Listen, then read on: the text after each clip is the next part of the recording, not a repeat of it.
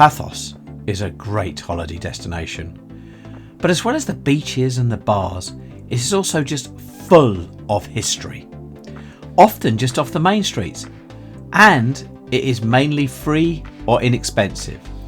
There are the obvious sites of Paphos Castle, the large Paphos Archeology site, Tombs of the Kings, which all have a small charge, but also there are many more that I found quite quirky and are free, including the Medieval Tower, Roman House, lots of incredible catacombs, St Paul's Pillar where he was allegedly whipped, a shrine dedicated to love, and the amphitheatre.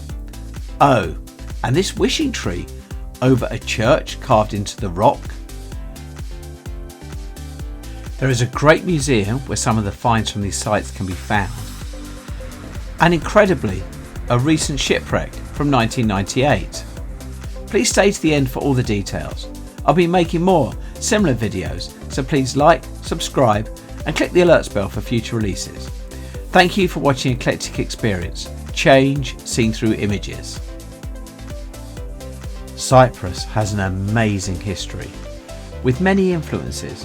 To name a few: Egyptian, Greek, Roman, medieval. Its geographical location here in the Mediterranean, and Paphos in particular, meant it was a key piece of land that various empires wanted to hold. It led to numerous different visitors to the island, most of whom have left a mark or a historical site of some sort, many of which survive in part. This video covers some of the ones with no admission charge. To set the context, it's worth visiting the Archaeological Museum of the Paphos district, where there is a very useful timeline and some of the numerous finds from the locality can be seen. The museum is fairly centrally located. Then, just down the road from the museum, on a side street, is this medieval tower. It is on a cliff edge and has a very commanding view, so I can see why it was located here, presumably for defence. Now, if we now move closer to the harbour and over the road from the King's Avenue Mall, there is a lot of history right next to the road. There is this unmissable aerial walkway, so you know where you are. Walking down towards the road, there is a ruin simply described as a Roman house from the 1st century AD. Often with Roman remains, they are just at ground level, but this has walls that are over 2 meters high and door frames that can clearly be made out. Again, well worth a look at. Now the next site was a surprise that I nearly missed.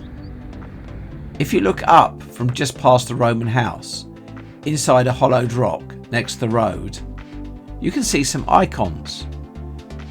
This is actually an old shrine to the Saint of Love. People still come here to seek divine assistance to find true love, as we can see from all the recent offerings. And then, just down the road going towards the harbour, are these catacombs and caves, which you can just walk into. Incidentally, there are also old catacombs right in the centre of Paphos, next to the town hall. They are undercover, but you can still get a good view of them. Going back, it is great to walk around these catacombs. There are steps carved into the rock, and once you've looked round, if you take these up to the top, where it can be a bit overgrown, and this actually helps make it more interesting. At the top, there is another surprise. Under this cover is a pebble Hellenistic mosaic. According to the timeline we looked at earlier, the Hellenistic period was from 312 to 58 BC, so this is well over 2,000 years old. Walking back over the top of the catacombs and looking down, we can see a Hellenistic/Roman theatre along with other ruins. If you actually exit the top of this area and walk round to the road, you get a better look, as seen here. Then, not too far away, another one of my favourites is this wishing tree, which is actually growing out and up through the underground church. It can be found near the Keep Left road sign. The church is cut into the rock and has quite a few sections. This is looking round the various bits.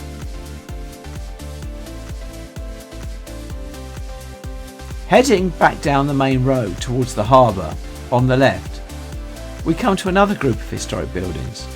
Again, all free to look at, though unfortunately the walkway is not accessible.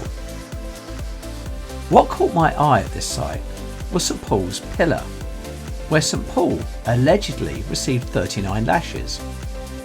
Another surprise was reading the signage, which incidentally is pretty good at this site, was that Eric the Good, the King of Denmark, was buried at the church here. He died on the way to Jerusalem whilst on pilgrimage. This site is worth spending some time at for its wealth of history and also just seeing the ancient columns lying on the ground. And now for something really quite different. When looking out to sea, a long way up the coast, there is a boat that I noticed did not move. Then I looked it up and found out that it's actually a shipwreck, the Demetrios II. The boat was built in 1964 and ran aground in 1998, so it's been here for 25 years. Evidently all the crew were rescued, but the boat has been abandoned, and it's now even marked on Google Maps. Moving inland from the wreck, I saw marked on the map a Hellenistic tomb, and knowing this was more than 2,000 years old, I went to have a look. This is the site from the main road, i.e. it can't actually be seen, and there's no signs. Not being put off, I followed the track round, and here it is on a piece of waste ground. It might be small, but it still feels good walking down the steps that are over 2,000 years old.